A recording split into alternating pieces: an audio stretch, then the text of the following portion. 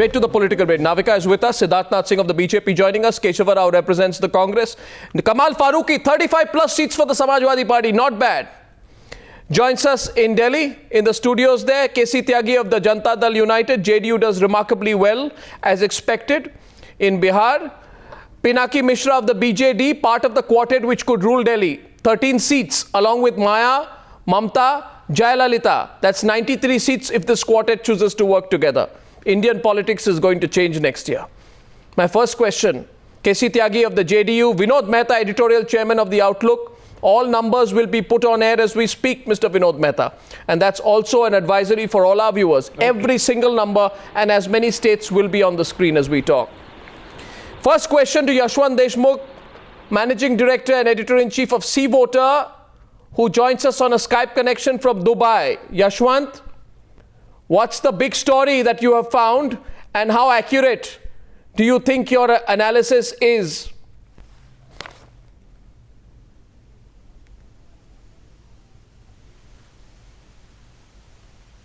Yashwant, can you hear me? I can hear you, but I'm just trying to figure out if they can take my audio from my mobile. We can hear you. Go ahead. Go ahead.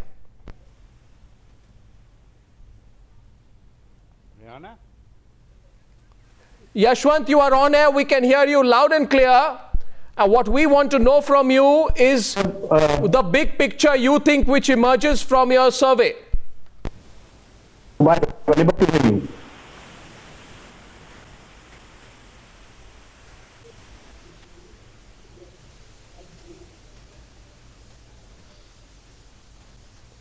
Yashwant, can you hear me? Yeah, I can hear you now. Excellent. What is the big story of your projection? The big story of my projection is that probably if the elections are held as on today, with BJP not being able to project a leader clear and precise way, then right now, probably for the first time in the history of democratic India, the top two parties might not cross 272 even if they come together. How spread out is your survey that you come to this conclusion? When did you do this survey? When Modi was being projected, when there was talk of Modi, or before that? The talk was already started, but he was not yet projected. That is for sure. I mean, it is for the last three months itself when the survey was conducted. We do a weekly survey, as you know, that we do an omnibus all year round, every week, week after week after week. But this is sure that the sentiment which is coming out in the numbers are certainly coming in a way which show that people at large want BJP to project Modi, but BJP hasn't yet projected Modi properly. And that is why probably BJP is unable to capture the vacuum that the UP has created. What is the story for the Congress? The story for the Congress is that probably they can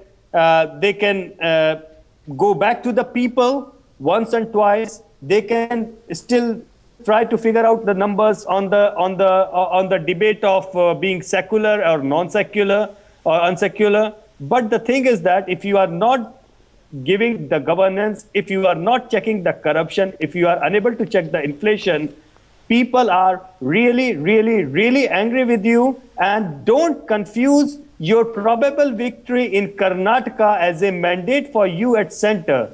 The mandate in Karnataka, which our separate surveys are showing with the numbers are going to come, if it is going against the Congress and coming for the against the BJP and coming for the Congress, it will be only by default. They should not confuse Karnataka with the rest of India. Yashwant, thanks for initial observation. Stay on. Mr. Keshav Rao first. This survey projecting Congress down 93 seats.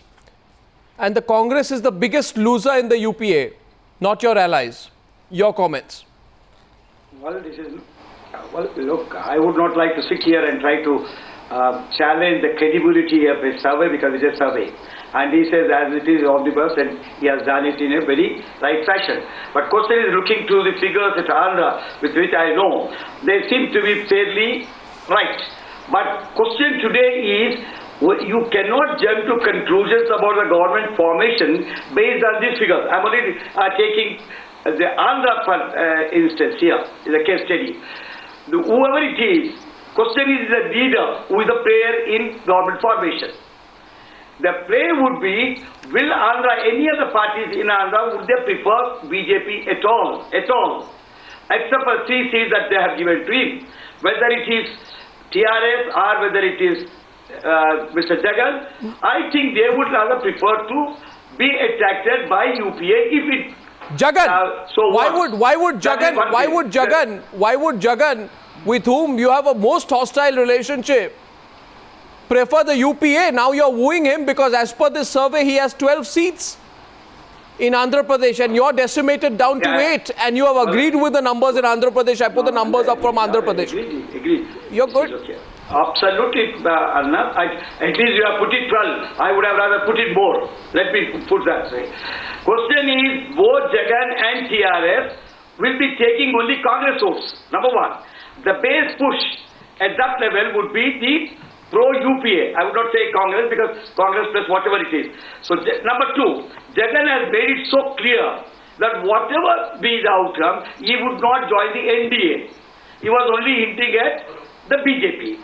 You know the baseline, I would not like to come and tell you what exactly is the base support for Jagan. I know, but I'm glad. It is the scheduled caste and also the Christians. No, I'm glad that you accept the Andhra numbers. No, I'm glad you accept the Andhra numbers right on top because now you agree with the Andhra numbers, then you cannot deny the overall national picture, which is pretty bad for the Congress party, which seems to be heading to its worst ever performance in 2014 as of now. Siddharth Nath Singh, the question to the BJP is very simple.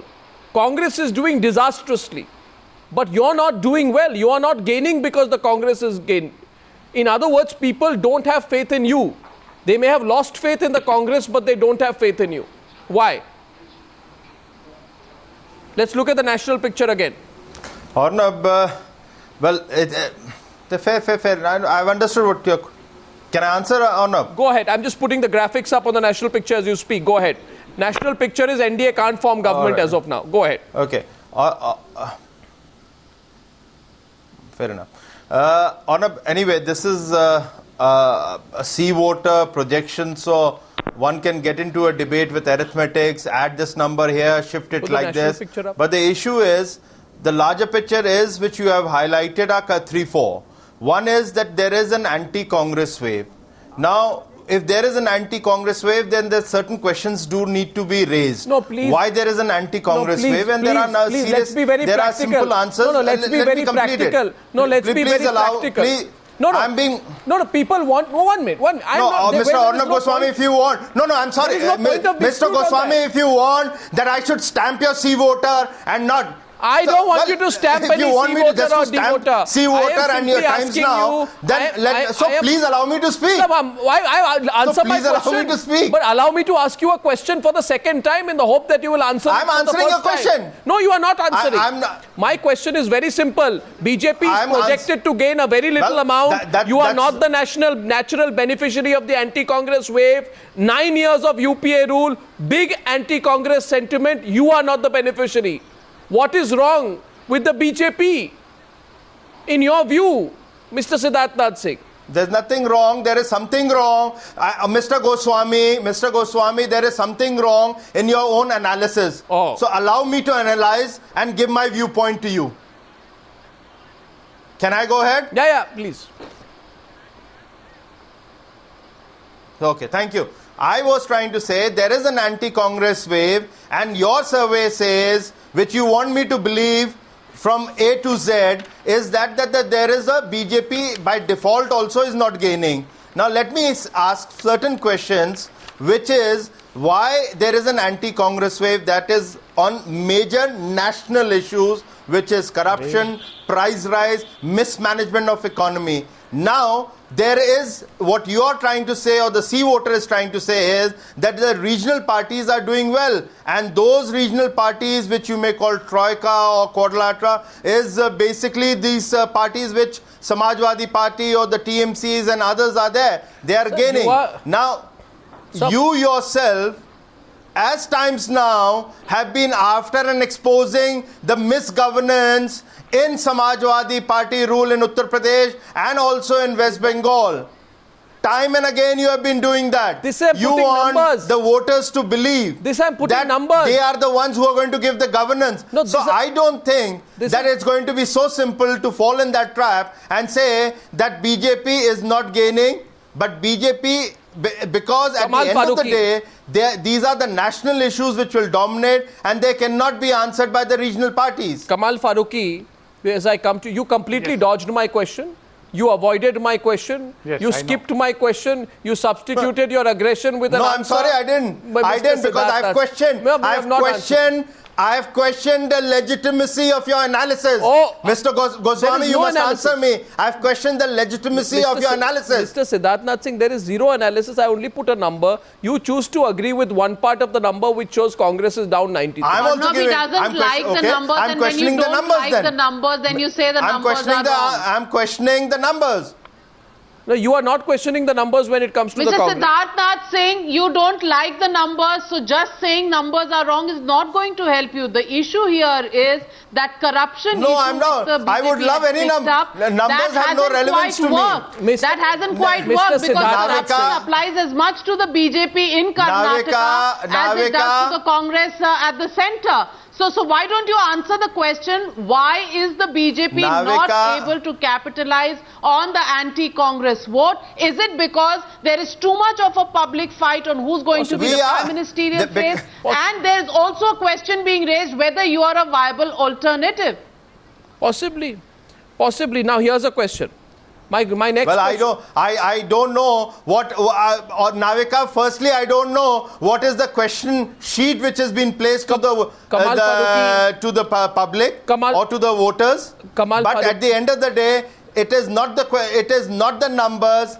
It is basically a logic which needs to be answered when you do psephology. Well, we are only, you see, I am only looking at the numbers. Now, Kamal Farooqi, the Uttar Pradesh numbers I would like to put up right now.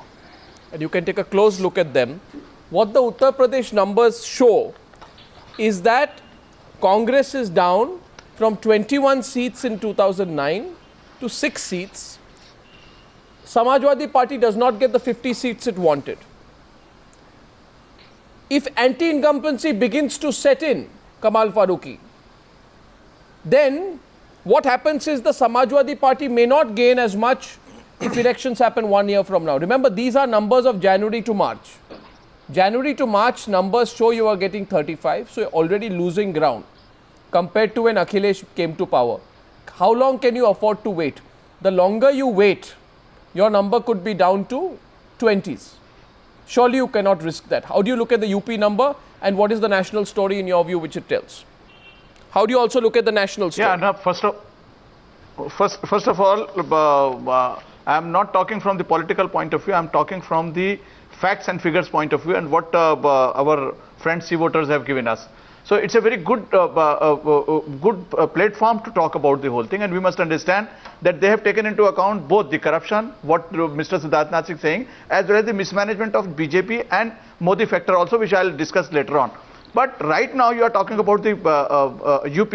Yes, you are right that this was the time when from January to March, when we were into a little problem from various sources, because there was a kind of, I would call it, a kind of instigation from various quarters, and police was trying to grab up the whole thing. Now, after March, you must have appreciated that during the last 15 days, things have started improving a lot. And there has been an overall improvement, not only in the law and order position, but also the commitment which we have made. So I'm pretty sure our earlier assessment of 50, which we are talking about, we will definitely regain from 35 to somewhere around 45, 50, which we are aiming at. But that is 2 points are very, very clear from your talk and what Naita is saying, that Congress, yes, definitely, it's very difficult for them to come up because there are lots and lots of charges, lots and lots of mismanagement, no decision taken by the party on various issues, all those things put together. As far as BJP is concerned, the natural thing should have been that the BJP should have gained. But yes, tell me. Sir, you are not answering a very simple question, that the longer you wait, the more you lose. You are saying the longer we wait, the more we gain. But also, can I have a quick word from you on the national picture? In your view, what happens to the national picture now? Are we heading for 1989? Are we heading for 1989? I think yes. You think so? I think I'm inclined to agree to it, because BJP is also in sliding down. To me, in fact, the kind of battle which is going on for the last 3-4 days within BJP itself, I'm sure that this is going to create Pinaki Mishra. I said on this very television itself. Pinaki Mishra, we are putting up this theory of the quartet on our channel. I don't know if you saw. The reason we are putting up the quartet is there are 4 people who are fairly flexible. I know you have an anti-Congress position, but you can do business with the BJP. Jayalalitha can, Mayawati can, and Mamta has done business with the BJP in the past. This is the power quartet.